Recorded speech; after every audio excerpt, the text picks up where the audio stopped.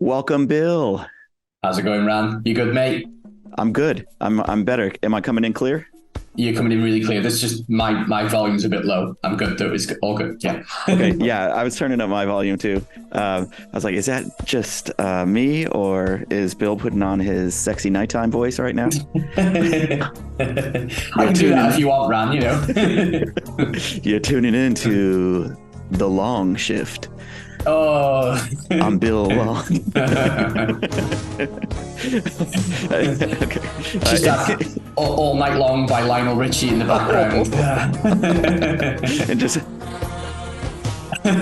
I always tried to convince Che that that's what he should have had as like his MMA nickname when he was still fighting, but it didn't stick.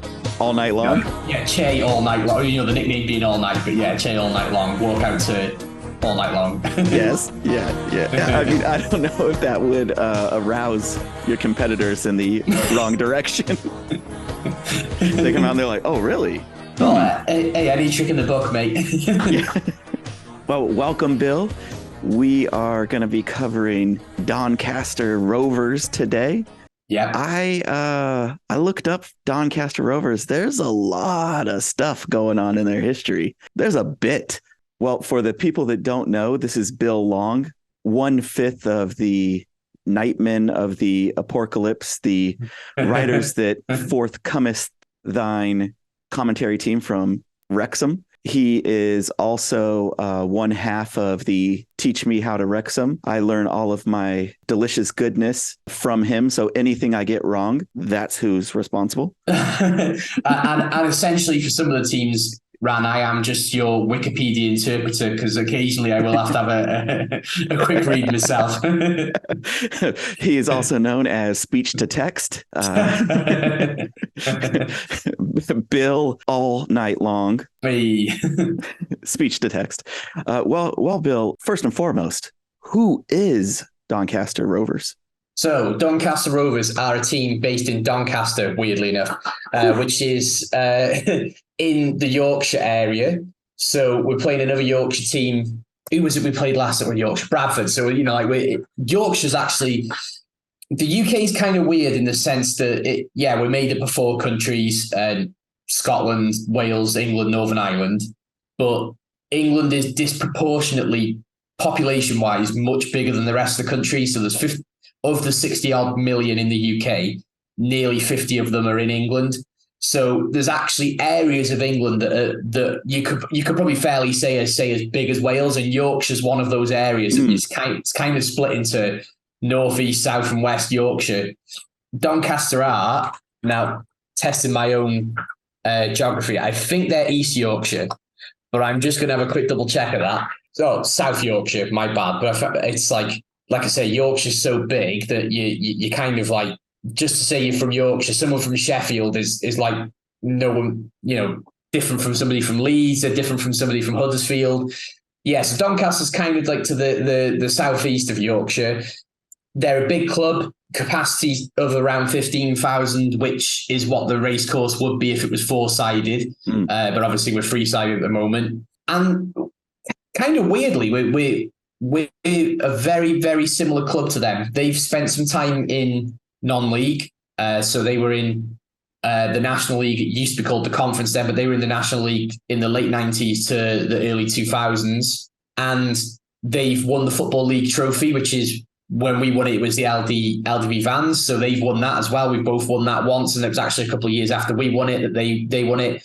They've spent some time in the Championship, which Wrexham have also done, but they've never played higher than the Championship, and neither have we. So we kind of like got that sort of very similar background of being in league, historically a League One, League Two sort of club. And do you know what? I can't actually, remember the last time we played them. I'm going to just double check. I'm not even 100% certain I've ever been to a Doncaster versus Wrexham game. There's a good website, 11v11, which has like a list of all the last times teams played each other. So we played them in the League Cup in 2005. So, nearly 20 years since we last played them. Yeah. A lot has changed. Yeah. And the last time we played them in the league was actually the season before in League One. So we got relegated that year, and then we played them again in the League Cup the year after, and then just just even though, you know, like we went down, they've kind of gone up and down and up and down the leagues in that period. They've, like you've alluded to, they've had a very colourful history. Do you want to tell me what you've read and what you know, and I can sort of maybe fill in any gaps? Yeah, let me butcher it completely. So Ken Richardson, yes, he's a name who sounds like he is, if there was an MC universe of EFL football, within this EFL universe, this league of what is it, Hydra or something like that. Yeah. Alex Hamilton and Ken Richardson would be buddies, and they probably would have plotted together for the downfall of their respective teams.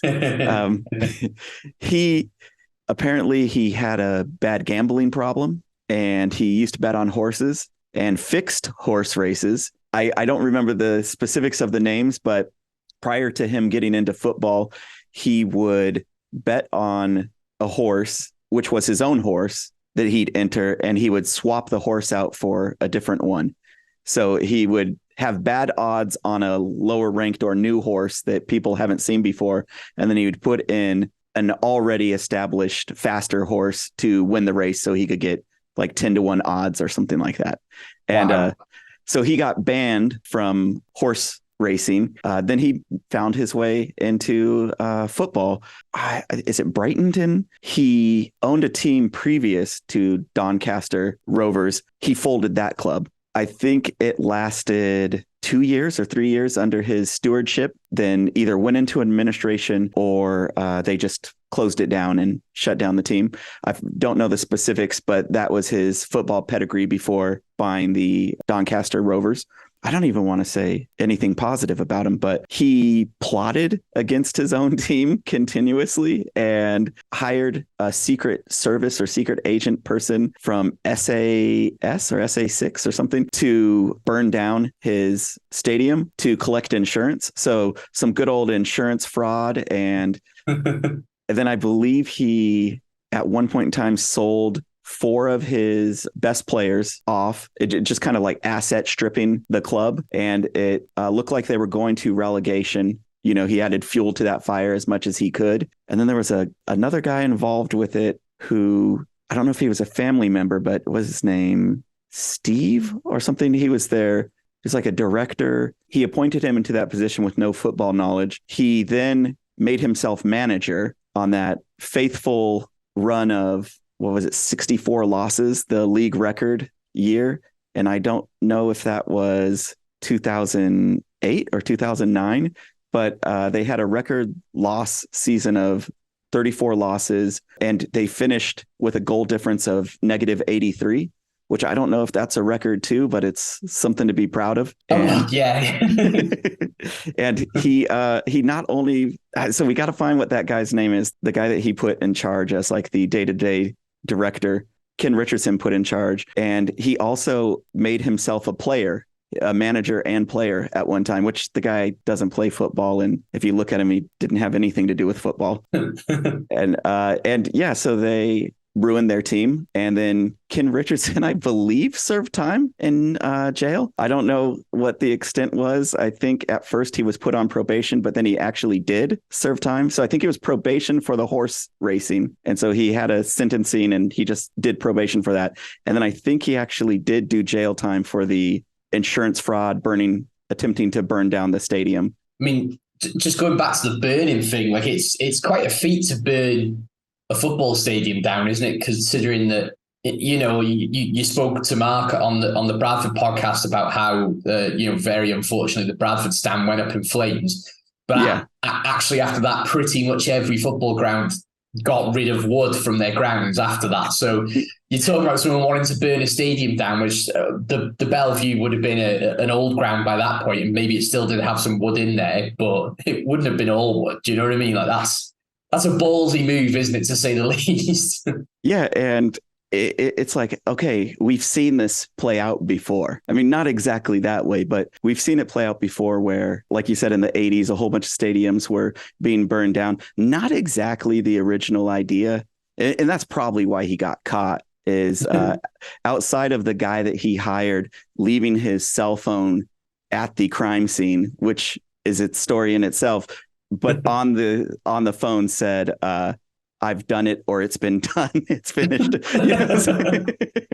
Just admitting to the crime. A text message to Ken Richardson. Just all the type of intelligence you would expect with a person who found themselves in jail and tried to ruin a football club. It's crazy. Look, we're probably going to have, for the rest of this season while we're doing these podcasts, numerous pods where we're talking about some kind of shady owner, because the Football League is just littered with history of, especially in the 90s, when, to put some context for American listeners, the English pyramid used to be Division 1, Division 2, Division 3, Division 4, or, at one period, Division 3, North and South. But the Premier League wasn't a thing until the early 90s. So they decided to break off the organizational structure of the top division so the Premier League could be governed as its own thing. And Sky bought the rights. If you don't know who Sky are, they're one of Rupert Murdoch's companies, is essentially the equivalent of Fox over here. They bought the rights to the Premier League, and football exploded. I mean, it was always a popular working class sport anyway, but the Premier League, when it became that and it was available, much more games were available on TV. Loads of money got pumped in. So ITV, that are another TV company over here, they decided to try and get in on the popularity, and they brought ITV Digital, which was like a not quite satellite dishes, which Sky was, but like a digital service. Maybe cable, I'm not sure. I can't remember how it worked. I was a kid in the 90s. But they bought the rights to the rest of the EFL, which was then Division 1, Division 2, Division 3, because they took the name of Division 1 and Premier League split off. And then they ended up restructuring again. It became Championship, League 1, League 2. Anyway. Not confusing at all. Don't worry. No, not confusing at all. Just about as confusing as having the second tier of English football being called the Championship, when surely that should be but anyway. They bought the rights to all the EFL coverage, and they were planning on making it the same as the Premier League. So there'll be EFL games on every week, and buy your ITV Sport package and you'll be able to see your team play a lot more often. And it was a big thing. They promised a lot of clubs a lot of money. And by the way, you're hinting that it didn't go that way. Oh, no. So this money that got planned, they completely overspent and just scrapped the whole thing. And it meant a lot of clubs. First of all, when they thought there was going to be a sniff of this money, dodgy people were coming in and buying clubs. Oh, let's get that ITV money. And then on the flip side, there was a lot of clubs that had maybe fairly honest owners, like ours, Price Griffiths at the time, had to sell up because they'd run out of money, because that money that was promised to them was no longer there. Price Griffiths sells to Alex Hamilton. That's how our journey goes. But there are so many clubs from League Two upwards that have a similar story where at best they had a dodgy couple of years football-wise. At worst, they almost folded or did fold. So, it's going to be a regular thing where we're looking at a club and we'll go, well, how many dodgy owners have these lot had? Well, we can, it's just football in the UK is just absolutely littered with these stories. Wow. And so when I see some of these people and they show some of these flashbacks and they're different owners, and I'm looking at them thinking like, wow, that looks like a couple of used car salesmen. I might not be too far off with. Yeah, the people that don't really get much of a mention on Welcome to Wrexham, probably for legal reasons, but we're equally sort of not the greatest owners, shall we say, to put it politely. After Alex Hamilton, one of them was a used car salesman. So there you go. Or he owned a car dealership of some sort anyway. Same thing. Yeah. Well, I don't know how it is over there, but over here, you can't buy directly from a manufacturer. You have to go through a dealership to purchase a vehicle. No, used vehicle you can buy private. You can buy from anybody, but for a new vehicle, you can only buy it through a dealership, an intermediate between the manufacturer and the consumer. I don't know if that exists anywhere else, but over here, it has its own system that is rife with wrongdoings and underhand deals and things going on. But so if the world of cars is anything like it is over here, it's not always your best people. I mean, yeah, exactly. I don't really know much about the car industry over here partly because I don't drive. But other than that, like I all I know is they're not exactly like got a great reputation over here either. So just this isn't something I was aware of, but it's something that does happen when they got relegated. Just seen on Wikipedia, the fans actually held a funeral at their ground. Yes, so they brought a coffin in and they had a whole ceremony and that kind of thing happening. Like they actually brought a coffin into the ground. Wrexham have done that. I'm pretty sure it was on the documentary. And if it wasn't, go and look it up. We did they brought a coffin through on one of the parades against Alex Hamilton. I know other clubs a bit more on the fun's the wrong word, but a bit more on the less serious side. When Villa got relegated a couple of years, they paraded a coffin, a claret and blue coffin around. So I think it's whether Doncaster were the first to do it, I don't know, but it is a bit of like a little tradition, like a bit of a jokey tradition that when things are going wrong, we'll have like a fake funeral in a British football. Yeah. It's something really macabre about it, isn't there? It's like it's quite a British sense of humour thing to do. Like we're quite self-deprecating as a culture, and to hold a funeral for a football club is a bit bizarre in a way, isn't it? Well, I like the role-playing aspect of it, and it's you know this thing of like, okay, we don't have enough power to actually change something, but we can role play it and show you with pictures, with caskets, with signs, how we really feel about you. And credit to the British people, the commitment to the bit. It's amazing. I don't know if you have that many people committed to a bit at one time in many other places, but I mean, that's cool. And I've got to see that. I don't remember the casket in Wrexham, so I need to look that up. I need to see that. Is there video of it or photos? Probably it'll be one of those that someone might know where they exist, but I don't think it'd be easy to find. You know what I mean? It's not the best searchable Wrexham coffin. I do think I've found it actually. No, I'm just fine. I've sort of put Wrexham coffin protest into Google, and there's just loads of protests of other football clubs doing it. You got Oldham, Charlton, Leeds, England fans doing it for some reason. So, like I say, it's the kind of thing that happens all over the place. I can't actually find the Wrexham one. So there is that question, right? Who did it first? Because whoever were those trendsetters, those trailblazers of coffin bearing, hats off to you. Kudos to you. I'm all in that spirit. I can't say that I would have had that idea, but if somebody had that idea around me, I would have done it 100%. Yeah, definitely would have just gone along with it. Yeah. Yeah. And so did you hear anything about that before, about them, Ken Richardson? Is that something that's well known? No, I knew they had dodgy owners. But I mean, you're talking the late 90s. I was running around playing computer games and pretending to be Spider-Man. So Street Fighter. Yeah. Yeah. Yeah, exactly. They were, I mean, when we came down to the National League, they were sort of seen as the model of how to do it. So they'd had that bad ownership.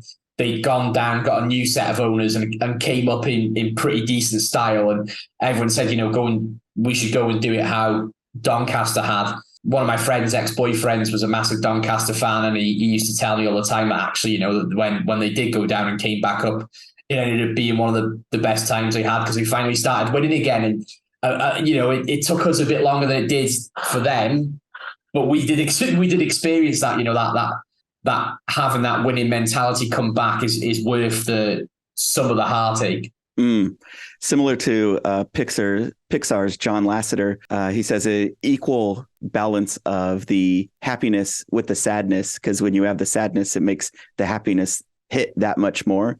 So in the Pixar movies, you'll always see comedy right before like the dramatic crying scene or the tearjerker scene. You're going to have something that lifts you up and something that pulls you down, and then something that lifts you up again. That roller coaster of emotions makes the agony of defeat, so bad, but it makes the sweetness of victory so sweet. I mean, I wouldn't know, Ran, because after I watched that heartbreaking bit at the start of Up, I couldn't watch the rest of the film. That was it. It was me done. I was like, no. 10 minutes of the best filmmaking you'll ever see in your life. Yeah. Yeah. It's like, nope, that's it. That's me. I'm out. See you later. I haven't got anything in my eyes. What you're talking about? Somebody's cutting onions in here. No, seriously. With the Doncaster, they also, that 97-98 season, which was that like very terrible season, I believe, the manager switched the numbers of the players, like switched their numbers around so that the opposition wouldn't know who to mark when they played them. And if I can find the clip, there's a clip of the manager being confused at whose number is who and who is out there.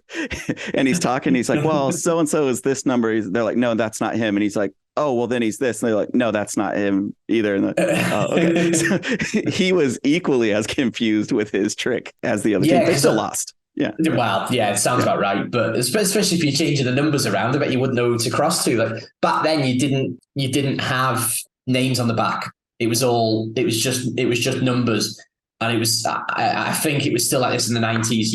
You wouldn't have your name on the back of your shirt. You just have your number, and then depending on what position you played, you were given that number for that match. So if you were playing left back, you'd be number 3. If you were right back, you'd be number 2. If you're up front, you'd be 10 or a 9. So I can't remember whether it was still like that in the 90s, but that was probably the case. They probably would have played in the same position every week, but then, we'll give the striker a number 3 just to confuse everyone, which would just literally confuse everyone in that case. Confuse the team too. Yeah, it didn't help at all. Unfortunately, Danny's plan to switch the numbers has backfired. The only person it's confused is Danny himself. Well, it should be Hilton on this post and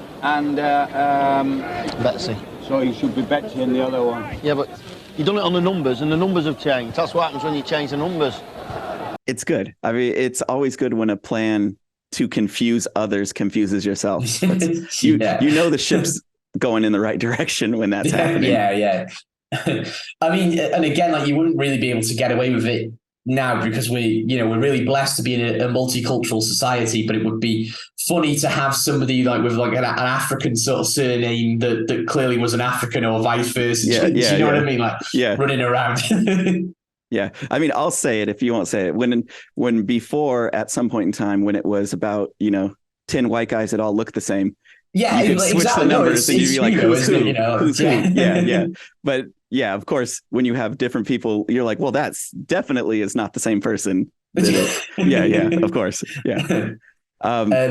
So in terms of trying to think, so this might be one that people might be a little bit more conscious of. Louis Tomlinson from One Direction. Is One Direction a band that they make it the way to the US? Are they famous in the US or? I mean, me being a teenage girl, I probably. No, I've heard of One Direction, but that name doesn't ring a bell to me at all. But no, I mean, like, it's not my demographic, so yeah, fair enough. But he was a massive Doncaster Rovers fan, and he actually managed to play for them in a bit of a publicity stunt a couple of times. So if that name means anything to anybody, then there's that. He signed on a non-contract basis in the 2013-ish season. I remember there was a charity friendly and an ex Aston Villa striker who was playing for Celtic in this charity game just absolutely went right through him. So ran as fast as he could and 2-footed him. Just to be like, wow. There you go. I'm the guy that tackled Louis Tomlinson. Wow. Wow. So this is part 2 of our Bill Does Boy Bands. So did he get hurt or like? No, nothing serious, but it's still a bit, typical footballer mentality. I think that one of just like, yeah, let's get the pop star.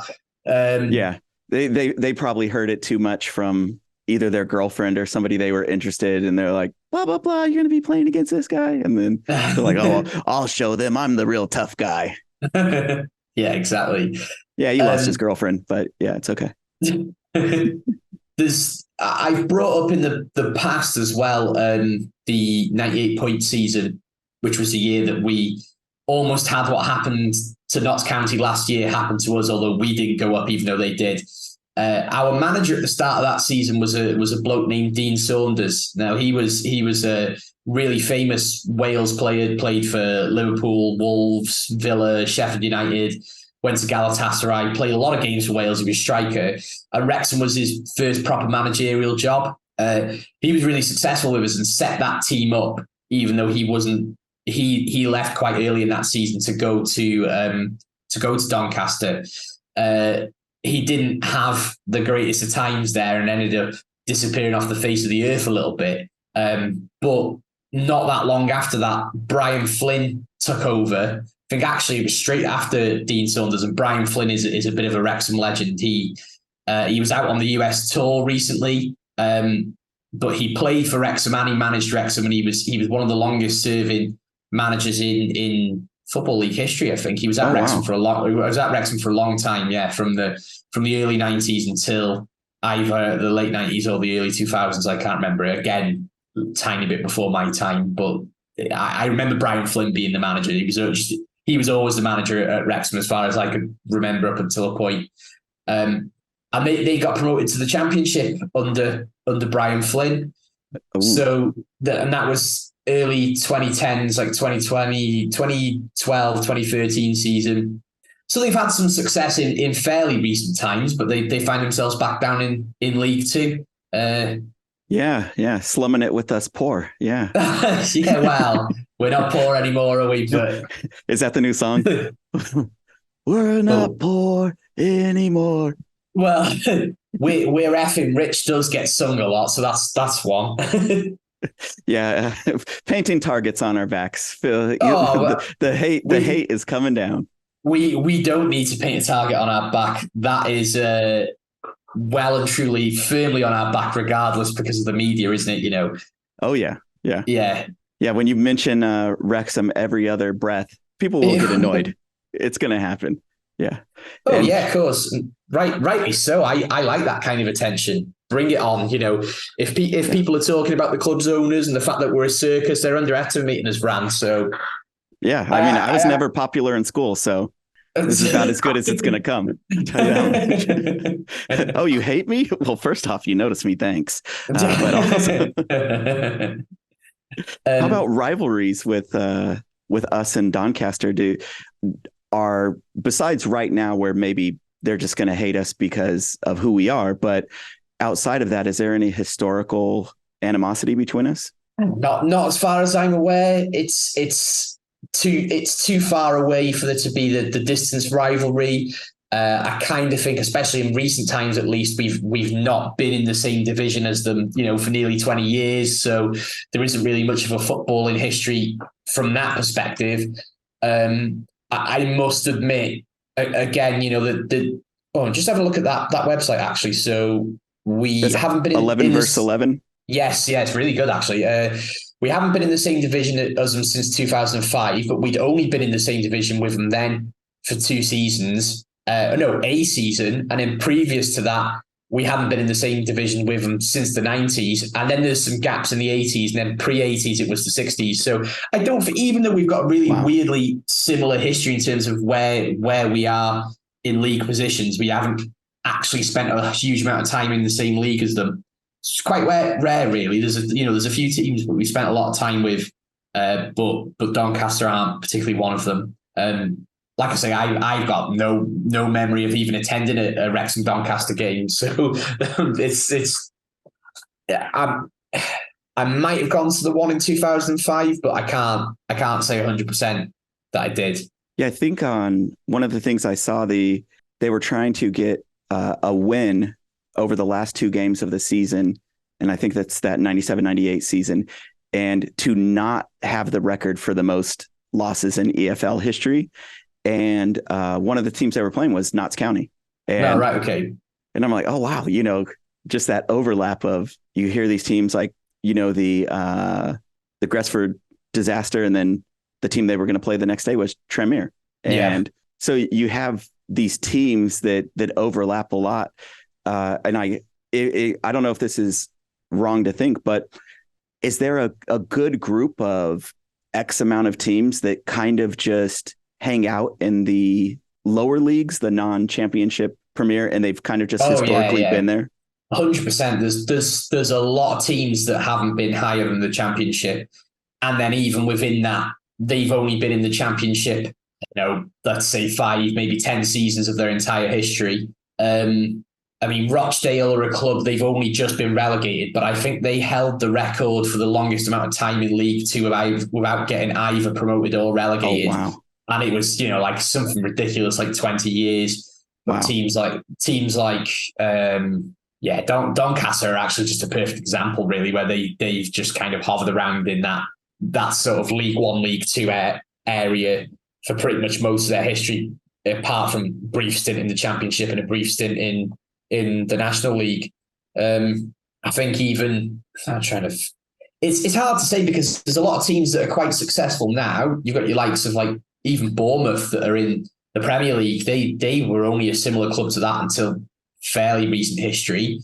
And on the flip side, we were historically a League One, League Two club until we went into the National League. And yeah, granted, we were in that division for a long time. But if you took all the teams down to say the National League position, I bet we'd come somewhere in League One or League Two. Like throughout the whole of the Football League history, I really wouldn't be surprised if we were sort of slap bang in the middle, maybe just below average. And there's a lot of clubs that are like that.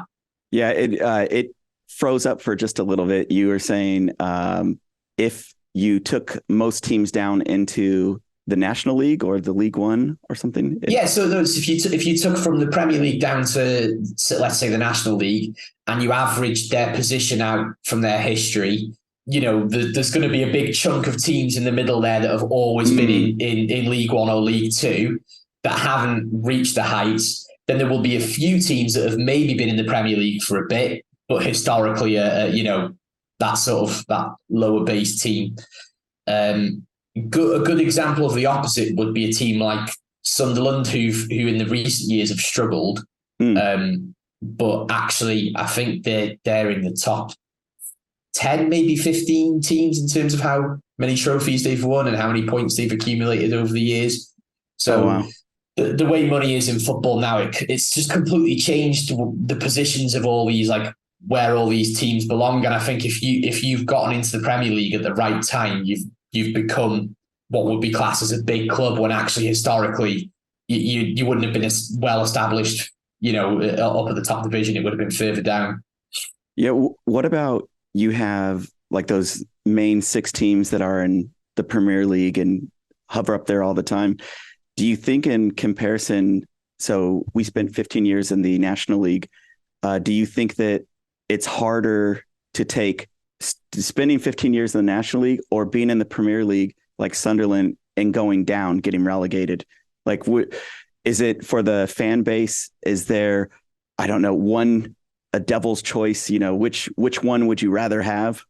Right. You ask a fan, any match going fan right now, would you prefer to be stable in the Premier League for 20 years, or would you prefer to go up and down the leagues in no particular order, but maybe you'll go down to League One and work your way back up, blah, blah, blah. Everybody would say that they'd rather be stable. But actually, I guarantee that you'd have more fun getting relegated occasionally and going back up. Oh, yeah. So the big problem with Wrexham over the years, I think a real malaise set into the club, because as much as anything, like, okay, I don't think we deserve to be in the National League for a lot of different reasons, but people were bored, mate. People were bored of being in the National League, playing pretty much the same teams, going to the same grounds.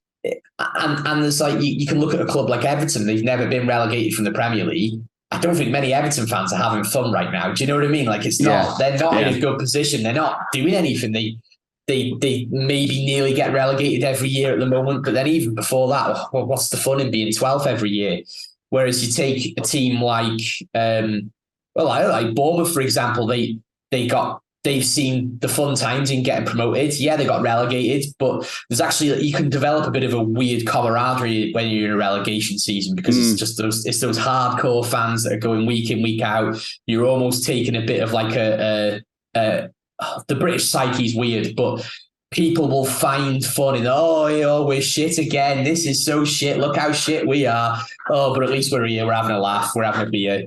I think British football fans would prefer to be a bit of a yo-yo club and experience those highs and lows. A bit like, like what you're saying in the John Laster thing. Like you can only really appreciate the highs if you experience some lows. Me personally, I'd much rather be bouncing around. It's much more fun. Yeah, it seems more fun, but also too, different people are cut from different cloth. And of course, yeah. There's some people that it's like winning back to back to back to back, or being successful back to back. It's like they get off on that. I don't know how to describe it better, but it's like, oh yeah, here I bought 5 houses. Look, I've got a 6th, and it's even bigger. Where you have somebody who's never owned a house or something and rented with multi-families, and then they get their first house the first time, and to them it's like that is the greatest high that they ever will feel in their lifetime, where you can only like win so many times where that feeling doesn't hit that same peak, where when you feel that agony of defeat, that victory feels that much more better. And so I do wonder on the opposite, if you're used to winning all the time and it's accustomed to winning all the time, if that relegation feels even worse than, a team like Wrexham who have been relegated multiple times, or Doncaster who have been relegated. It's in terms of the relegation's never nice. I've seen a couple with Wrexham, it's not a nice feeling, but I think sometimes it's circumstantial as well. If say we were to ever get promoted to the Championship or the Premier League and we got relegated, I think it's kind of like, oh, well, we've had a good crack, but maybe the club's just not big enough. We've not got the right players. But if you get relegated and it's under the kind of circumstances that Doncaster had, the circumstances that we've had, then it's different, isn't it? Because you're not just worried about the relegation, you're worried about whether you're going to have a club to support the year after.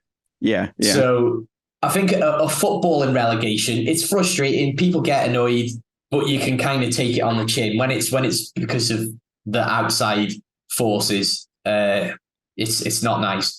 I'll tell you what, Manchester City are a perfect example of a team that have had both of those, right? So in the 90s, well, first of all, like, I'm sure most of your listeners, even if they haven't ever watched football pre-takeover, pre the documentary, will have heard of Manchester United, wouldn't they? Let's be honest. Like they're a global super brand, nearly on a par with the likes of McDonald's. Never mind other sports teams. They are that well known globally that everybody's heard of them to some degree. Just like everyone in the UK has heard of the Lakers. Everyone in the UK has heard of the I'm absolutely blanking now. What's the baseball team? The Yankees. Sorry, Yankees. But everyone's heard of the Yankees. People will walk around in the UK wearing a Yankees baseball cap, just thinking it's a brand because they recognize the logo. They wouldn't necessarily even know it's a sports team, Well, don't oversell like football, soccer in America, because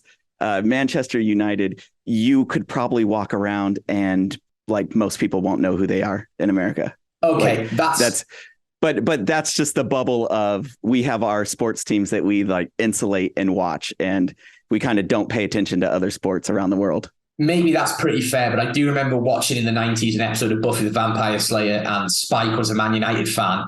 And that was like the first time I'd heard football being referenced on, on an American TV program, right. Other than taking the mick out of soccer or whatever. But yeah, so anyway, so Manchester United were always the big dog in that city. Then at Manchester City, they were a Championship Premier League yo-yo team. They had a lot of success in the 60s, but they kind of got relegated a few times in the 90s. They even went down to League One in the 90s, and Wrexham played against them at their old ground, Main Road, which is was like a proper old school stadium.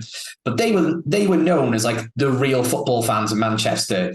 People who weren't from Manchester would support United. People from Manchester would support City. That was like the old adage. Like, it's not true. We know it's not true because obviously United had loads of local fans, but that was just like the oldest joke going is How do you confuse a Man United fan? Show them a map of Manchester. Hey, but those are good. Those are good moments. I like that. Yeah. People probably say that about Wrexham now, but that's that's by the by. And if they're not, Bill started it today. Yeah. How do you know a Wrexham fan? Well, show them a map of Wales and have them pick it out. Yeah. So they experienced that up and down phenomenon, and then they get bought out by a rich Thai bloke who then sells to the rich Abu Dhabi lot, and they're winning the league every year now. And their stadium has never been quieter, it's never been emptier, and they've lost it as a club. They've lost their soul, and I must admit, Ran, that sometimes I do worry that Wrexham might lose its soul if the locals get priced out, or not even the locals, but like the working class people of the town get priced out. Or look, those are problems for another day. I don't think we're anywhere near that at the moment, but City as a club they were known as the rowdy fans. It was always a good atmosphere at the City games. Their fans were always up for it. And now they're just soulless. They're just completely soulless. And I bet there's a lot of City fans that you could go and ask who would say, yeah, I preferred the old days when we were taking teams on in League One and winning League One and then getting promoted to the Championship and winning the Championship. And they probably wouldn't readily admit it, but they definitely exist. There's people out there who they just like the suffering for some reason. Yeah, and I'll counter that just to, if I could upset everyone. They just like to moan, like you're saying. Like British people just like to moan. So when they're winning, they like to moan about the way that they're winning. When they're losing, they like to moan about the way they're losing. I'm more in and this is probably like the optimistic American view or something that gets. I'm more in the moment of right now and enjoying right now. I'm like, I can look at the past and I can learn from things in the past and I can kind of look into the future. But if I don't stop and enjoy this moment right now where we're at, then in 20 years, I'm going to go, man, those were the good days when we had it 20 years ago and I didn't appreciate it. It's like, no, appreciate it right now. Appreciate we're in the league. Appreciate that we're playing teams with big histories. Yeah.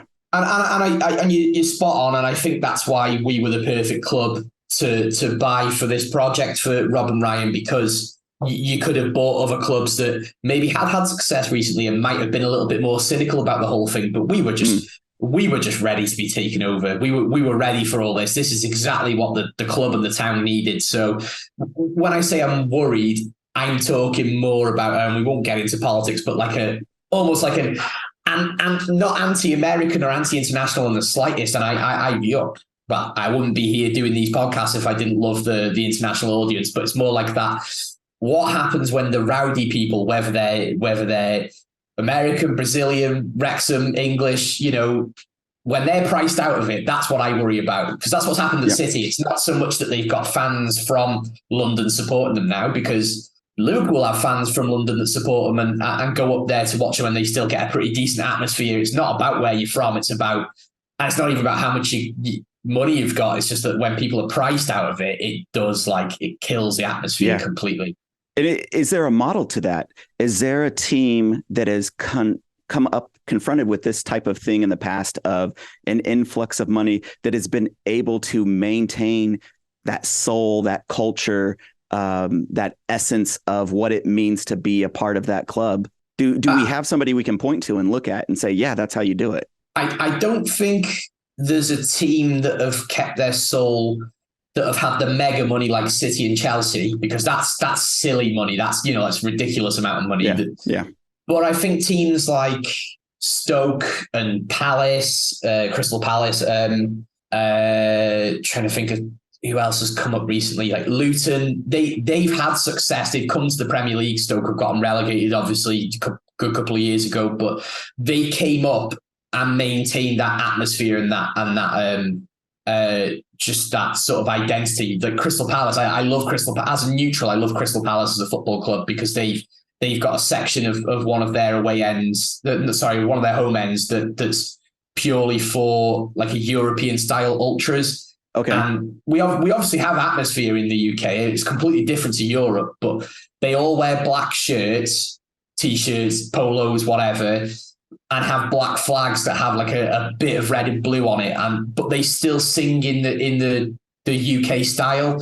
So they've got that. I can't remember what the name of the block is, but it's just that block where they keep that atmosphere, and they've done that really well. That's something that, like, when the new stand gets built, I'd love to see the club encouraging the people who want to generate an atmosphere to go into one area of the stand. Like, put the club should just put a press release out. Right, if you're going to be the kind of person who's going to stand and sing and shout all game, go into H block or whatever it is. That's where or the F block or wherever it is. Go there. That's where you're going to generate the atmosphere. I think it's little things like that you is how you keep an identity, really. Yeah, and so hopefully that those steps do occur as we move on. I have every faith that Rob and Ryan, they're incredibly intelligent people.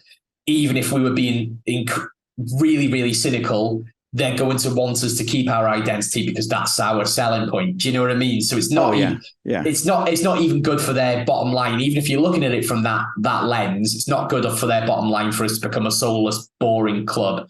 I mean, just look, you were there for that Notts County game, Ram. Like, how incredible was that atmosphere? Unreal. Absolutely unreal. I've never experienced anything like that at a sporting match ever. Yeah. So. I'd say that was pretty special. I've not experienced many atmospheres like that at Wrexham, but that isn't the only game that's like that at the moment. Pretty much every home game has that. Or if it hasn't got that atmosphere, it's got that potential to have that atmosphere if the game takes off. Do you know what I mean? Like the Swindon game's a good example because the atmosphere was a bit rubbish at 4-1. Naturally, your team's losing 4-1, but they come out in the second half and at 4-2, 4-3, that momentum starts building, and you can generate that. And it's a fine line, but you've got to allow for that to happen. And I think having cheap tickets somewhere in the ground for that's accessible for everybody is the way to do it, really. Yeah. Yeah, well, and you heard it here first. Bill has an inside track into the team. He's doing chips for a quid. Hey. Great newsletter, by the way, chips for a quid. If anyone's not subscribed, find it on Substack.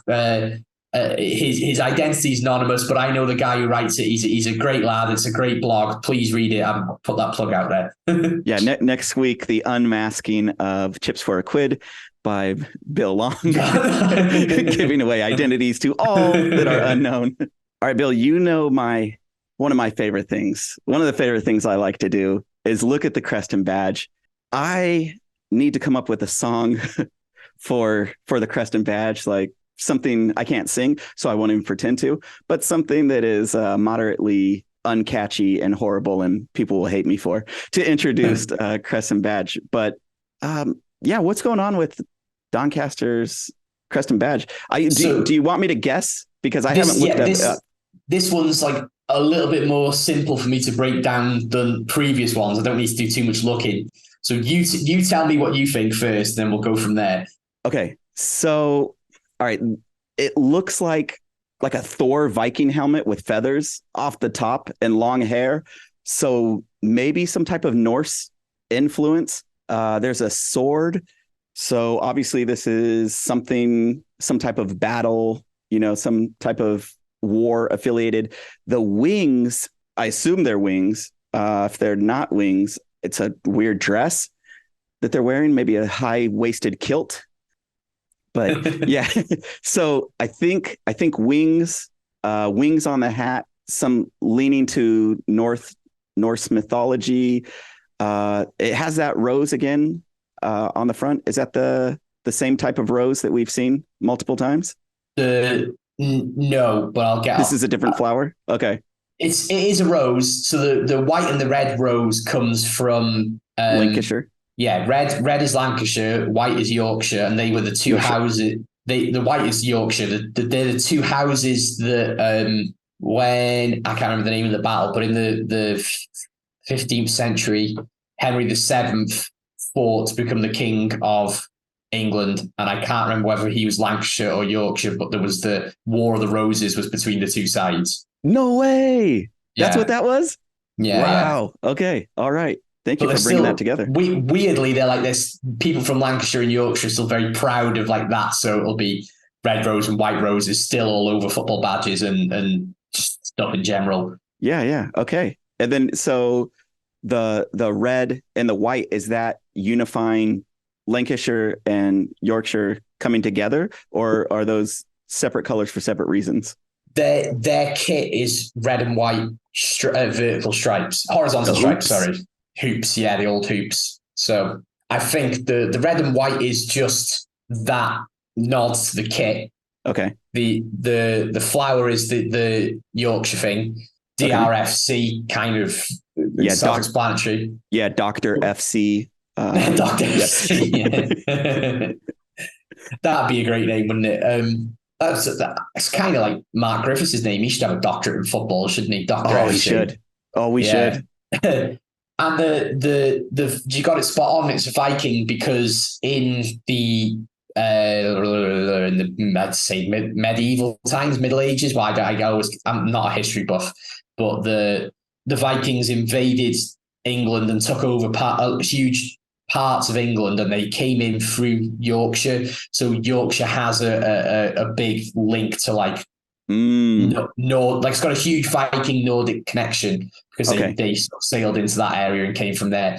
The city of York, which is where Yorkshire comes from, was a massive Viking hub. I think it might have been the Viking capital of what they took over of England. But all of Yorkshire, yeah, it's got that does sound familiar, because I think there's a lot of like Norse names in that area too, for like cities and towns and stuff like that. Yeah, there definitely is. So that's where that comes from. And I'm just assuming they just decided to take that from there as their identity. Really, I don't know specifically, but just know that sort of bit of British history. The wings, are they wings, or is that something else? I don't know. Is it a cape? Maybe it's hard to tell, isn't it? Just having a quick look on Wikipedia. Doesn't say anything specifically about it being wings. It just says a Viking. Yeah, because it's just a side on cape, maybe. It could be a cape. I mean, is that the location of, I don't know, what is it? Sherlock Holmes? Was that? No, Sherlock Holmes was London, wasn't he? I think. Okay, because I didn't know if that was his cape, and they were just just taking his cape from him. Yeah. Parade it around the pitch, just like that's their mascot, a big cape.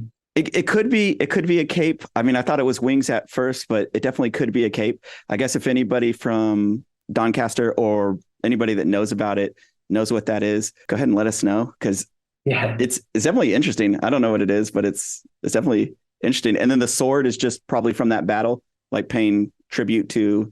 I think the if you look to the left, the Viking's like just holding it. So I think it's just like a Viking holding a sword. Yeah. I mean, as a club, they're sort of like moving on slightly. They have been struggling this season, haven't they? But I did have a little look at one of their message boards, which is the Vikings supporters or whatever it's called, Viking chat or something like that. Oh, they really do. So the Viking is they do embrace it. Yeah. Okay. They actually think they've had a good, even though the results haven't been brilliant, they've had a good couple of performances recently, and they're kind of expecting to be able to come and score past us just because we've got a really bad record of letting goals in this year at home. We do for some reason, but they're not far behind us. We have 14 that we've allowed, and they've allowed 12. So it's not ridiculous that. No, I think they're underestimating us slightly, just in the sense that, we've shipped a lot of goals in, but it's quite typical for Phil Parkinson's teams right at the start of the season to take that little bit of time. And obviously just the teams in this division are just that much more clinical that we can't make the mistakes anymore and not get punished for it. So, I mean, like looking at the performance against Tranmere and Bradford in the Cup, I'm not saying it's problem solved, but I think we seem to have identified what the problems are and maybe sort of sorted that out. Hopefully, I don't know, could be wrong, but are we going to have McLean or Mindy? Are they called up? No, they're both on international duty, aren't they? So it'll be interesting to see who we play at left back. I'm assuming Anthony Ford's going to get a chance to play at left back, even though is right-sided. Last year when Mendy was right at the end of last year well, actually, do you know what? It depends on who we include in the squad. So this Wednesday, I don't whether this episode's out by the time this has been announced or not. That's up to you, Ram. But yeah. On Wednesday, it's the deadline for announcing who's going to be in our 25-man squad. 22-man squad, sorry. So it'll be, I think, who plays at left back will be dictated by who's in that squad. I think we've got 24 senior players, and that's got to fit into 22. So is McFadden going to be in the squad? Is McAlinden going to be in the squad? Is Bryce Rosanna going to be in the squad? All three of them can play left wing back as a backup.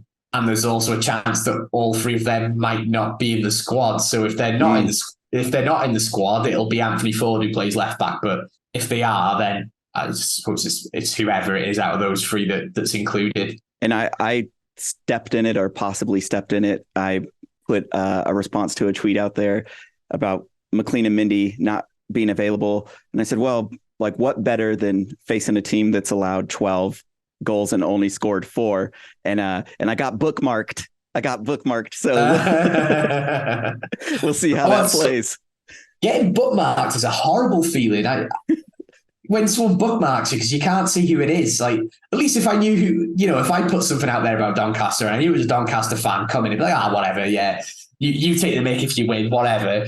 But when you don't know who it is, it's like, oh, what's happening with this tweet? Yeah. It's like, it's bookmarked. And then I looked at it, I was like, maybe that was a little bit mean or something. But I mean, realistically, if you looked at how the teams have played up to this point and who's allowed points in, they look like a team that we'd want to face if we're down a couple of people. I mean, that's not even like a diss. That's just the numbers. That's probably the team that we'd want to play against.